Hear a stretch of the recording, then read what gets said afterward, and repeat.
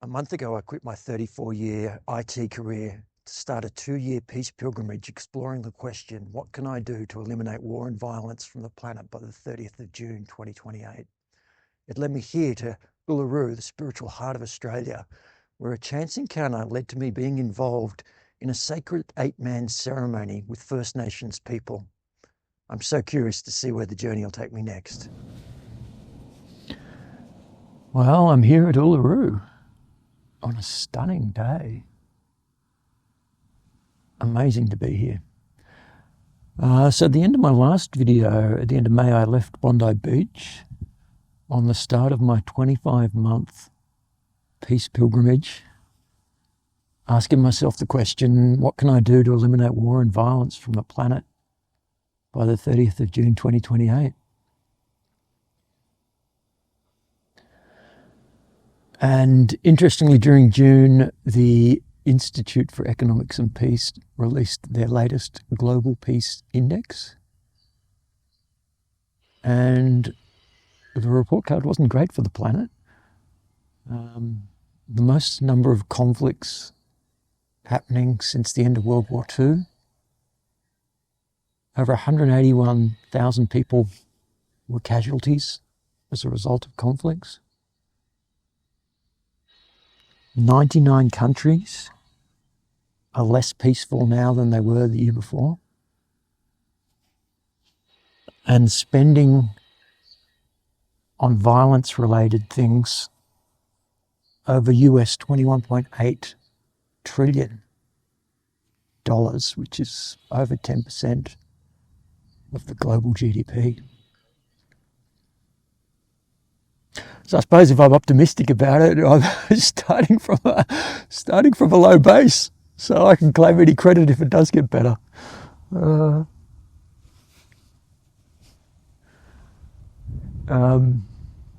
really, it's about, for me, starting with inner peace. It is about starting with being at peace with myself. And so that's really been, I guess, the focus for me of this past month is around the more inner development side of things. There are 6 main locations that I want to talk about where things that were special for me happened. So yeah, from when I left Bondi Beach that morning, I drove to Berry, and the basis for that was to attend a reunion of my university mates, which was actually a really apt bookend to my IT career. I haven't kept in touch with any of the people. Terrible at keeping in touch. So people I haven't seen in, 34 years, something like that. But they were the people I knew when I started my IT career, and so it's interesting that I should reconnect with them all at the point when I feel like I'm ending my IT career, that was the end of my IT career. And it was amazing to catch up. Just beautiful bunch of people, and just felt very comfortable to be instantly back in their presence. I'm very generously hosted by Raj at his winery, which was amazing. And being in Berry also gave me the opportunity to stop in at one of my favourite bookshops. There's a little bookshop there on the main street of Berry, which has a sign outside that says "Know Yourself." And so I found that Michael Singer has a new book out called Wisdom Untethered, and I've been loving that book. Just perfect little question and answer sessions. It's very cool. The flies are loving me. So from Berry, the next stop that I really want to talk about was Broken Hill. And Broken Hill was really the beginning of, I guess, starting to settle into the space and expanse of being out in the desert and amongst the red dirt, and just the opening up of the country paralleling with the opening up of my mind and just this expanse and freedom of allowing space. And I was particularly drawn to the sculptural park, the Living Desert Park. And so I spent quite a bit of time there, and I started to explore what I'm calling Know Thyself. I'm starting to explore my own story and look at my own life and examine my own life and understand the twists and turns and the programming and the events that have shaped who I am, and that I guess can be the source of a lot of insecurities when, things that take you out of the moment from being the best version of myself when I get triggered by whatever it might be. So it's fascinating to look at that stuff. And I got to drive out to the Mundi Plains and just had an incredible afternoon photographing wedge-tailed eagles. I was definitely in my happy place. And I just love some of those photos that I got watching these eagles playing. Incredible. And then the other thing that was quite interesting was initially I was drawn to the Sufi bakery. There's a Sufi bakery just opposite the Tourist Information Centre in Broken Hill. I had a really nice croissant. And so I went back there to get another croissant, and I thought, there's a related bookstore just in the same building as the bakery. And so I felt called to go in and have a look. And I walked away with a book recommended by the lady there. And it was Glimpses of Islam and its Inner Teachings. And it was a great book. Like, a lot of it resonated with me, and some of it didn't.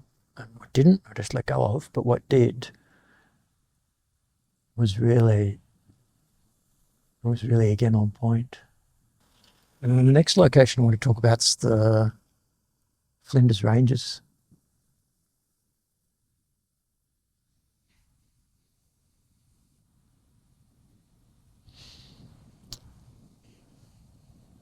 So I did some beautiful walks at the Flinders Rangers, climbing up some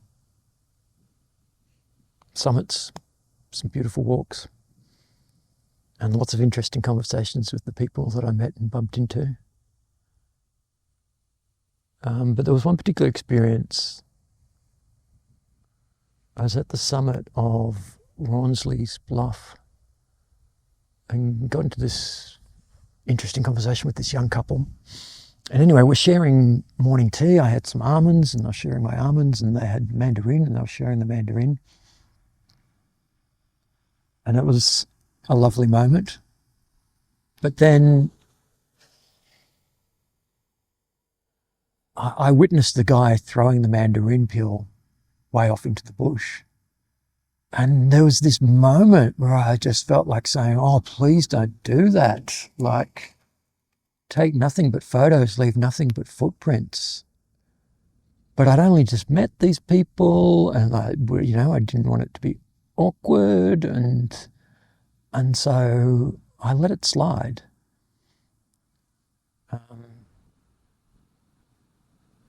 But I woke up thinking about it the next morning.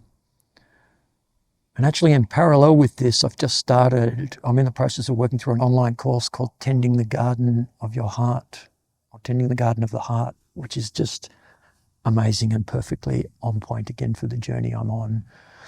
It's like a 30-day course with daily exercises that get emailed. And so I was using some of the techniques from that to reflect on this experience with the mandarin peel. And so I decided that I was going to redo the walk. It was a 5-hour walk up a fairly steep hill, fairly involved. But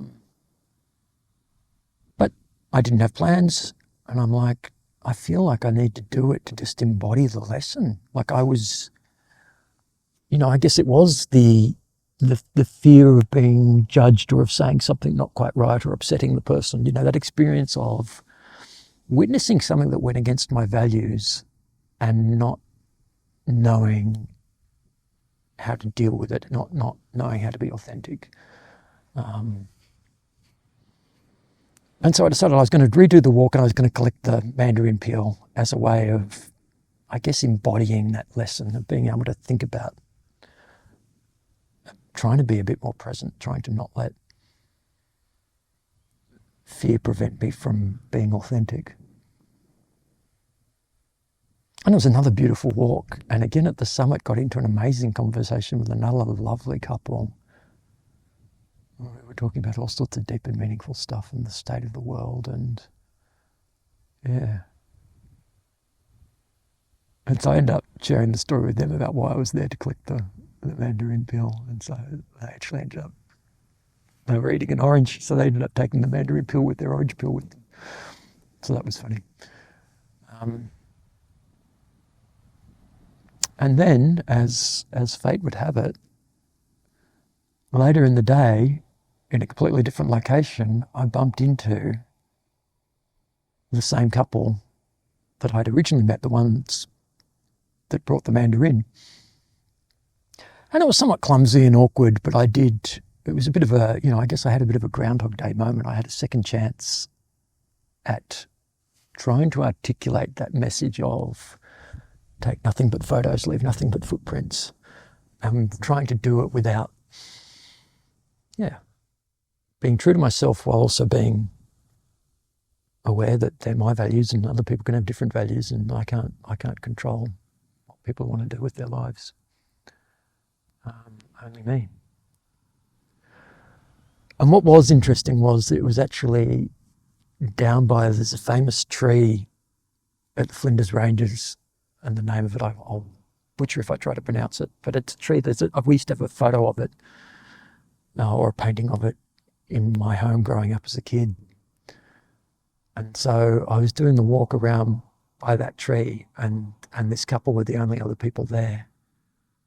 And I'd walked past a sign that was explaining some of the culture and it said, just like the photographer, take nothing but photos, leave nothing but footprints. And while I'm reading this wedge-tailed eagle comes flying over the top of me. And so that was enough of the incentive for me to go back and have another attempt at explaining my story to them.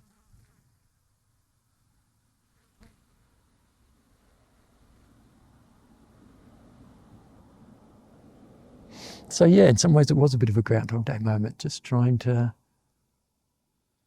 had a do-over. I had a do-over and an opportunity to try and do better. And hopefully I did a little better. Hopefully they weren't hugely offended.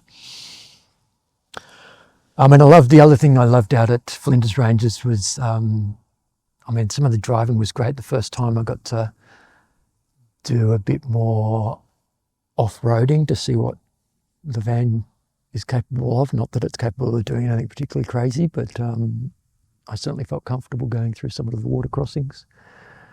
And then I loved there was a place where the yellow-footed wallabies would hang out on a scree slope. And so I spent quite a bit of time just sitting there watching for wallabies, trying to see the wallabies, which was fun. It reminded me a bit of being on safari in Africa.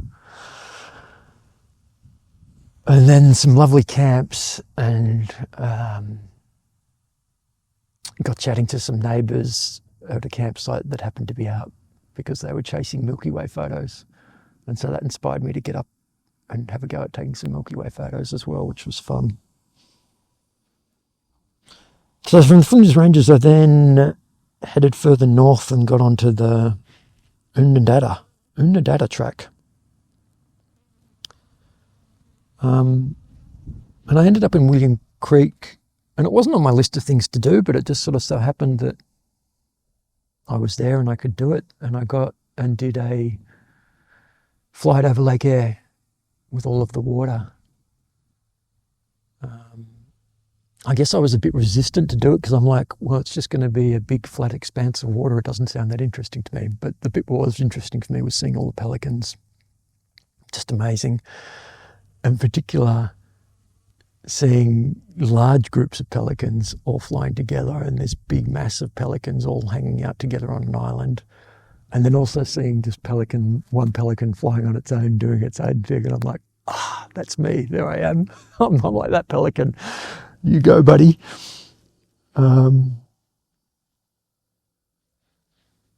Yeah, and it was a lot of corrugation and off-road and middle of nowhere, and fun little stops to spot and check things out and explore. And part of what was passing the time while I was driving was I've been listening to the audiobook of Autobiography of a Yogi, which again has just been on point for, I guess, explaining, giving some background to some sort of Hindu philosophy as well as just sort of mystical experiences. So that's been amazing. I've been really enjoying reading that. Which brings me to here, to Uluru, which I can't describe it. I can't describe it. It's just, I feel it here. I feel it here, being here at Uluru, and particularly Mutijulu waterhole. I've spent quite a bit of time just sitting there by the waterhole, and the first time I went there, I did what everybody does. I walked up and I went, this is great, and I took a photo and I kept on going. And then it kept on calling me back, and I kept on spending more time just sitting there. And just, it is hard to explain, but this sense of understanding the rock, of sensing its life and intelligence and presence. And I use the rock loosely because it's a rock, but there's something about the place. There's definitely some, and everybody, a lot of people had told me that, and I'm like, yeah, I was still even a bit skeptical, but it certainly grabbed me. It certainly sunk in and took a hold and soaked into me this depth of stillness and the fleeting nature of life in a human body, the human existence, compared to this millions of years old presence of a rock that would have witnessed so much. Fascinating.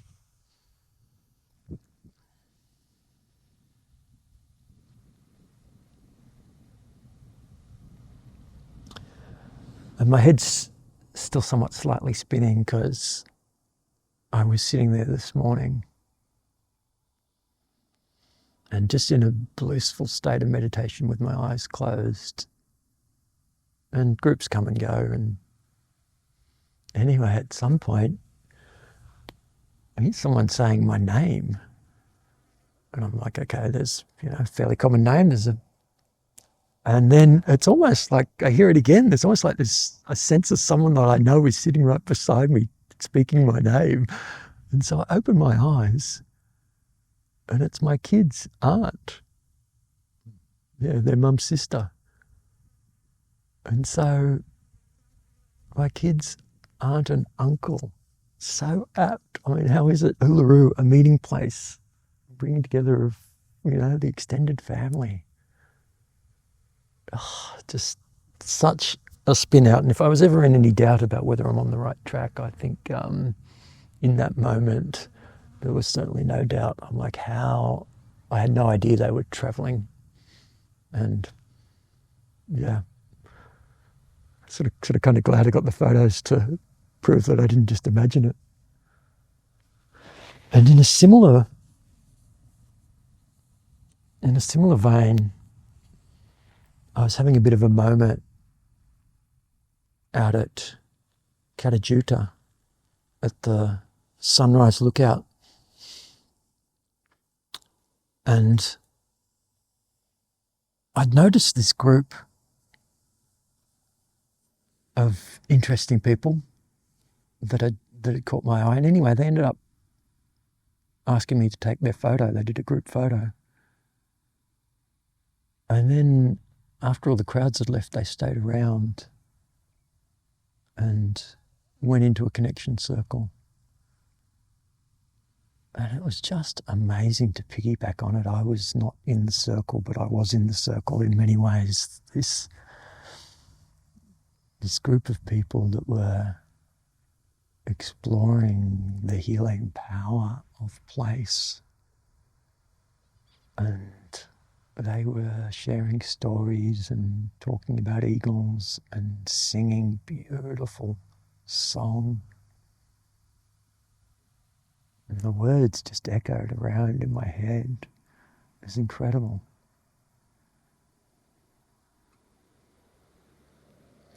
And then about an hour later, like 30 minutes drive from there, on the Valley of the Winds Walk, I start bumping into these people again, and they had seen my van and they were just chatting to me. And anyway, one thing led to another, but at the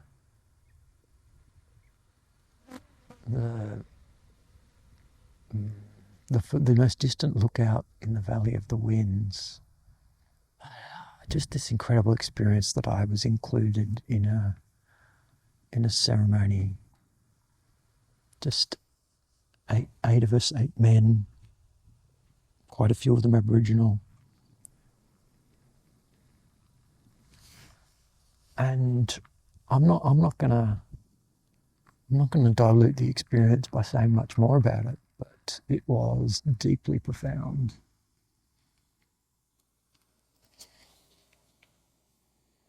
Yeah, deeply profound.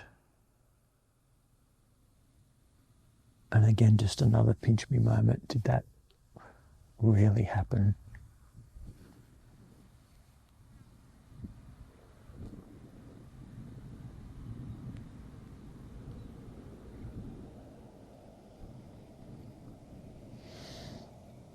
So,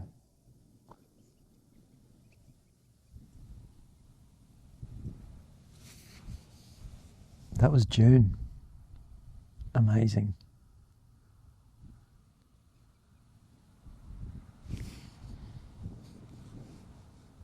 I look forward to seeing what happens next in this amazing journey.